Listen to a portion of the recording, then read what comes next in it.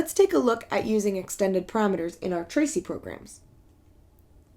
In this example, we want to have Tracy draw a square-shaped swirl where she moves 10 pixels farther after she turns left for 10 repetitions.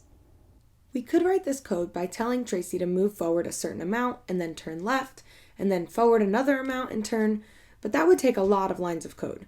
Using the value of I, our code is going to be much shorter. Let's start by initiating our loop. For I in range, let's use extended parameters to control the values of I in our loop.